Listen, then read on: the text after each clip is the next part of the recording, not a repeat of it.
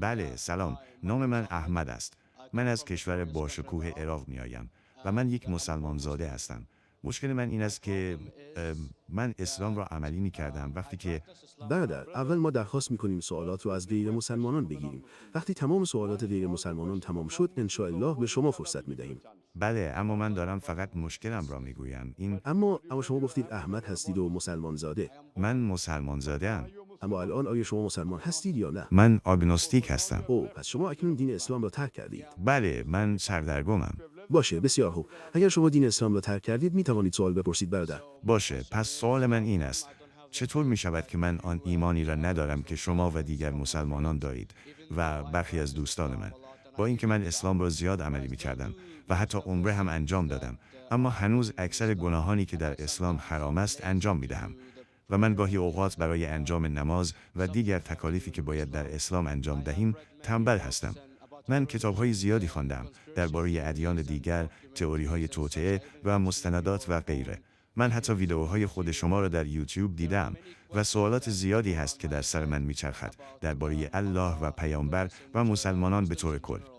و اساساً مهمترین سوال این است: شما در یکی از مناظرات یا سوالاتتان گفتید که الله خالق است و او غیر مخلوق یا خلق نشده است. اما من متوجه شدم چطور می شود غیر مخلوق وجود داشته باشد و اگر او وجود دارد چطور ما می توانیم متوجه او شویم؟ چطور می توانیم او را ببینیم یا بشنویم یا حس کنیم یا از وجود او آگاه شویم اگر او در بعد ما غیر مخلوق است؟ این یکی از سوالات است. گفتند که ایشان مسلمان زاده هستند، از عراق میآیند. قرآن را خواندند، کتابها را خواندند، اما مرتکب گناهان زیادی میشوند. او باور دارد شاید گاهی آگنوستیک است و برای نماز تنبل است. برادر، قبل از اینکه پاسخ سوال اصلی شما را بدهم، اگر شما گناه میکنید و اگر برای نماز تنبل هستید، این شما را غیر مسلمان نمی کند. تا زمانی که باور داشته باشید نماز واجب است، گاهی اوقات شما انجام نمی دهید، این گناه است. این گناه کبیره است که گاهی نماز نمی خوانید. اما این شما را غیر مسلمان نمی کند. اگر بگویید نماز لازم نیست، آنگاه دارید کفر می‌ورزید. اما اگر گاهی گناه می‌کنید، گاهی گناه کوچک، گاهی گناه بزرگ، این حرام است، ممنوع است. اما این شما را به بیرون از دایره اسلام پرت نمی‌کند. گاهی اوقات وسوسه‌های شیطانی وجود دارد که از شما می‌پرسد تو مسلمانی اما این در اسلام غلط است و ذهن شخص را منحرف می‌کند. در آن زمان شاید ایمان شما ضعیف باشد، اما این چیزها نباید باعث شود فکر کنید که غیر مسلمان هستید. در مورد سوالی که در سخنرانیم اشاره کردم و شما درست میگویید که خدای متعال خالق است اما خودش خلق نشده، یعنی غیر مخلوق است. شما سوال پرسیدید چطور غیر مخلوق ممکن است و چطور میتوانیم غیر مخلوق را ببینیم.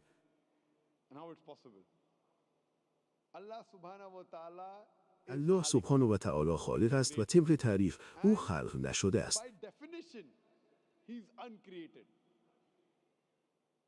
زیرا معمولاً مردم میگویند وقتی سعی میکنند با منطق ثابت کنند که همه چیز خالقی دارد، چه کسی این میز را خلق کرد؟ نجار. از کجا گرفت؟ از درخت. چه کسی درخت را خلق کرد؟ پس باز میگردد به الله. پس وقتی خیلی از مردم سعی میکنند یک آتئیست را قانع کنند، سعی میکنند بگویند همه چیز خالقی دارد و سپس در تله میافتند وقتی آتئیست از او میپرسد چه کسی الله را خلق کرد. اگر نوارهای مرا شنیده باشید، من هرگز از آن راه نمیروم. من از آتئیست میپرسم که چطور درباره جهان فهمیدی؟ چطور درباره کارکرد ستارگان و خورشید فهمیدی؟ و او میگوید و برمیگردد به خالق. پس این برعکس است. پس اگر بدانید چطور با منطق برخورد کنید، در این مشکل گیر نمیشوید که آتئیست ها مسلمانان یا مؤمنان را با گفتن اینکه چه کسی الله را خلق کرد به تله میاندازند. طبق تعریف الله خلق نشده است و اگر سوال کنید چه کسی الله را خلق کرد، اگر نوارهای مرا شنیده باشید، من پاسخ میدهم که فرض کنید شخصی میآید و میگوید که برادرم جان. بله، میدانم، آن را دیدم، شنیدم، خنده‌دار است. اما منظور من این است که او چطور وجود دارد اگر خلق نشده است؟ نه، آن الله است. بله، این تفاوت بین شما و الله است. چطور وجود دارد؟ یعنی او وجود داشته، از او آغازی ندارد. شما و من آغازی داریم. پس این تفاوت بین ما و الله است. شما نمیتوانید بگویید الله باید شبیه ما باشد. اگر الله شبیه من و شما باشد، چرا باید او را بپرستیم؟ متوجهم. اما آیا درباره پدیده برادر بزرگ یا بیگ برادر شنیده اید که توسط نظم‌های مختلف و سیاسیون استفاده می‌شد تا مردم را کنترل کنند، با اجرای آن در خدایان متعدد و سپس بعداً تبدیل شد به ادیان یکتاپرستی در سراسر جهان تا آن را آسان‌تر کنند؟ برادر بزرگ، ببخشید، من هرگز درباره دین برادر بزرگ نشنیدم. این دین نیست. این مثل یک تئوری است، یک ایده. اساساً چه میگوید؟ بله. این ایده چه میگوید؟ چیزی که میگوید این است که وقتی شما یک برادر بزرگ یا ناظر دارید، زندگی برای شما آسان‌تر می شود. وقتی کسی را دارید که تمام مدت شما را تماشا می کند، تمام مدت شما را درک می کند، تمام مدت از شما محافظت می کند، تمام مدت با شماست و شما می توانید با او حرف بزنید، اگرچه او هرگز پاسخ شما را نمی دهد، شاید در رویاهایتان یا در ذهنتان آسان‌تر است برای شما که زندگی کنید. در حالی که انسانی که برادر بزرگی ندارد و به راحتی کنترل نمی شود و اذن کامل دارد، یک خطر برای قدرت‌های حاکم بزرگ است. این چه میگوید؟ من نمیفهمم. برادر بزرگ، شاید برادر بزرگ، شاید نه. این چه ربطی به اسلام و خدا دارد؟ چه ربطی دارد؟ زیرا اساساً الله دارد تمام مدت تماشا می کند. شما میخواهید بگویید الله مثل یک برادر بزرگ است؟ دقیقاً، شما از او برای محافظت خود استفاده می کنید تا نترسید. می دانید منظورم چیست؟ ببینید، این یک فرضیه است. فرضیه. اگر شنیده باشید که چطور من یک آتئیست را قانع می کنم، اگر پاسخ مرا شنیده باشید، شما گفتید که اگنوستیک هستید، آتئیست هستید. پس اولین کاری که من با یک آتئیست می کنم این است که به او تبریک می گویم. شنیده اید مرد آتئیست؟ بله، شما به مرد تبریک میگویید، اما من مناظرات شما با آتئیست ها را ندیدم. من فقط پاسخهای شما به برخی سوالات را دیدم. بسیار خوب، پس شما ندیدید. حالا وقتی یک آتئیست به من میگوید به خدا باور ندارد، مثل تئوری برادر بزرگ شما. و اگر شما به آن تئوری باور دارید، من از شما میپرسم، اولین کاری که با آتئیست میکنم به او تبریک میگویم. میدانید چرا؟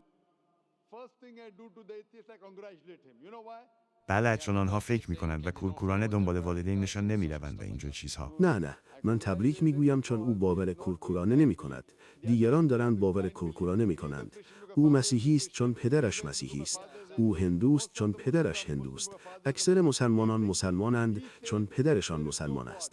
او دارد فکر می کند. او میگوید هیچ خدایی نیست. او بخش اول شهادتین اسلامی را گفته است. لا اله. دلیل اینکه تبریک میگویم این است که او بخش اول شهادتین را گفته. تنها کاری که من باید بکنم اثبات الا الله است که انشاءالله خواهم کرد. پس اگر پاسخ مرا شنیده باشید، یک آتئیست می شود چون به علم باور دارد، به منطق باور دارد. من از او میپرسم اگر یک تجهیزاتی، دستگاهی جلوی او آورده شود که هیچ کس در جهان قبلا ندیده است و اگر سوال پرسیده شود که چه کسی اولین نفری خواهد بود که بتواند مکانیزم این دستگاه جدید را بگوید، پاسخ چیست؟